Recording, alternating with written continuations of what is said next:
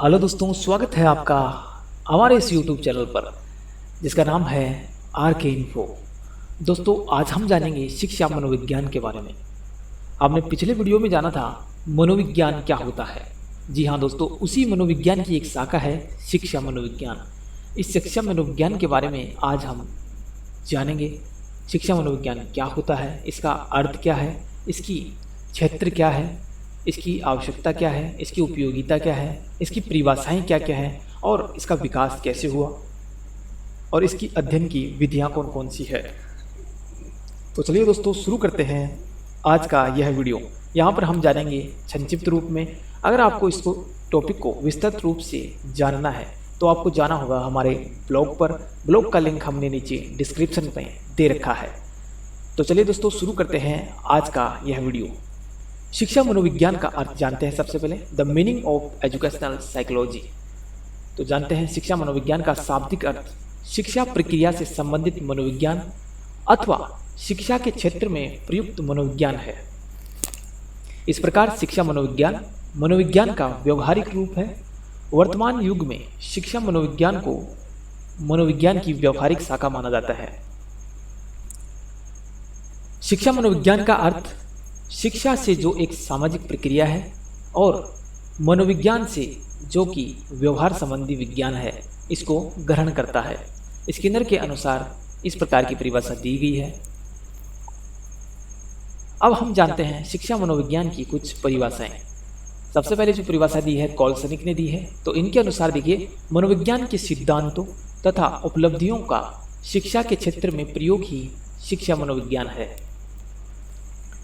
फिर दी है स्टीफन के अनुसार देखिए, शिक्षा मनोविज्ञान शैक्षणिक विज्ञान का क्रमिक अध्ययन है। काफ़ी अच्छी परिभाषा दी है दोस्तों।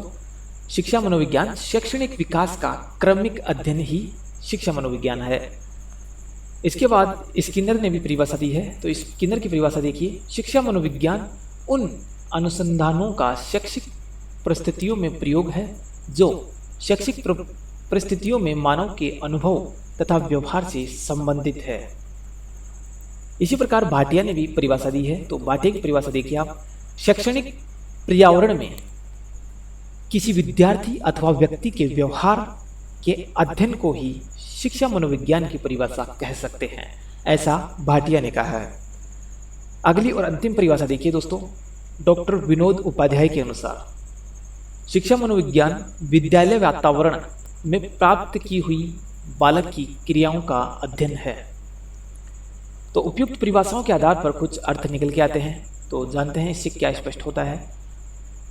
शिक्षा मनोविज्ञान एक व्यवहारिक विज्ञान है जिसकी सार्थकता अध्ययन के पश्चात व्यवहार के संशोधन में आंकी जाती है। अगला जो पॉइंट आता है, शिक्षा मनोविज्ञान जीवन के वास्तविक आदर्शों की प्राप्ति में सहायक होता है। नेक्स्ट पॉइंट आता है, शिक्षा मनोविज्ञान मनोविज्ञान के सिद्धांतों को अपनाकर शुद्ध विज्ञान का स्वरूप ग्रहण करता है। अगला जो पॉइंट निकल के आता है, शिक्षा मनोविज्ञान विद्यार्थियों, अध्यापक एवं अभिभावकों के लिए आवश्यक रूप से ज्ञेय है दोस्तों। और अंतिम इसका जो निष्कर्ष निकलता है वह है, शिक्षा मनोविज्ञान मानव व्यवहारों का व्यक्तिगत तथा सामूहिक दोनों ही रूपों में अध्ययन करता है। तो चलिए दोस्तों, अब हम बात कर लेते हैं शिक्षा मनोविज्ञान की प्रकृति के बारे में। The nature of education psychology. तो शिक्षा मनोविज्ञान मनोविज्ञान का ही एक अंग है। 19वीं सदी के अंत में इसी रूप में माना जाता है, परंतु 20वीं सदी से शिक्षा मनोविज्ञान ने अपना स्वतंत्र अस्तित्व ही स्थापित कर लिया। शिक्षा मनोविज्ञान के इतिहास के अंतर्गत हमने देखा कि मनोविज्ञान का क्षेत्र अपनी प्रकृति के कारण इतना व्यापक बन गया। उसी संदर्भ में यही शिक्षा मनोविज्ञान पर विचार किया जाए तो व्यक्ति, समाज, देश का संपूर्ण एवं सर्वक्षेत्रीय विकास शिक्षा के द्वारा ही संभव है। इन दोनों ही तथ्यों एवं सत्यों को परस्पर मिला दिया जाए तो शिक्षा मनोविज्ञान का क्षेत्र भी बड़ा व्यापक है और आवश्यकता भी बहुत अधिक है। यह सब कुछ शिक्षा मनोविज्ञान की प्रकृति के कारण है। एक और जहां शुद्ध विज्ञान है तो दूसरी ओर सामाजिक विज्ञान भी मनोविज्ञान है दोस्तों। एक और जहां पर बालक के व्यवहार, उनकी शिक्षा पर विचार करता है, तो वहीं पर दूसरी ओर प्रौढ़ों के व्यवहार और शिक्षा पर भी। एक और जहाँ पर इसमें विद्यार्थियों के व्यवहार का अध्ययन सम्मिलित है, वहीं शिक्षकों, अभिभावकों, वातावरण आदि सभी के व्यवहारों के अध्ययन को भी यह स्वयं में सम्माहित कर लेता है। संक्षिप्त में हम शिक्षा मनोविज्ञान की प्रकृति के संबंध में यह कह सकते हैं कि शिक्षा मनोविज्ञान की प्रकृति लचीली भी है तो स्थिर भी है। शिक्षा मनोविज्ञान की प्रकृति अति व्यापक है तो अति सूक्ष्म भी है। वहीं पर शिक्षा मनोविज्ञान सर्वव्यापी है तो सार्वभौमिक भी है। शिक्षा मनोविज्ञान की प्रकृति विकासोन्मुख भी है तो समस्याजन्य भी है। शिक्षा मनोविज्ञान की व्यापकता है तो इसकी अपनी सीमाएं भी है। शिक्षा मनोविज्ञान अपने सिद्धांत है तो शोध की गुंजाइश भी है। और इसमें अगर रूढ़िगत व्यवहार है तो भविष्य गति व्यवहार की भविष्यवाणी भी है। इसका संबंध शिक्षण से है तो अधिगम से भी है।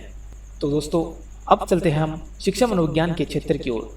देखिए, मनोविज्ञान का जन्म 19वीं शताब्दी के उत्तरार्ध में हुआ था। आज शिक्षा मनोविज्ञान की अनेक पाठ्य पुस्तक प्रकाशित हो चुकी है, लेकिन उनके अध्ययन करने से यह पता चलता है कि अभी तक उसकी विषय सामग्री एक रूपता स्पष्ट नहीं है। वैसे मनोविज्ञान की प्रकृति वैज्ञानिक मानी गई है। यह विभिन्न खोजों के निष्कर्ष निकालने हेतु वैज्ञानिक विधियों का प्रयोग करता है। शिक्षा विधियों के विचारों को ध्यान में रखते हुए मनोविज्ञान की विषय सामग्री को स्पष्टता देने का प्रयास किया है। बालक की अभिवृद्धि एवं विकास का अध्ययन। दूसरा है व्यक्तिगत विभिन्नताओं एवं रुचियों का अध्ययन है। तीसरी है विशिष्ट बालकों का अध्ययन है। चौथी है शिक्षण विधियों का अध्ययन है। पांचवी है बालक की योग्यताओं, अभिप्रेरणाओं एवं मूल प्रवृत्तियों का अध्ययन है। वहीं पर अगली है सीखने के प्रकार एवं सिद्धांतों का अध्ययन है। मानसिक एवं शारीरिक स्वास्थ्य का मापन करने वाली है शिक्षा मनोविज्ञान। तो दोस्तों आज हमने जाना शिक्षा मनोविज्ञान का अर्थ क्या है, शिक्षा मनोविज्ञान की परिभाषाएं, शिक्षा मनोविज्ञान की प्रकृति और अंत में हमने जाना इसका क्षेत्र।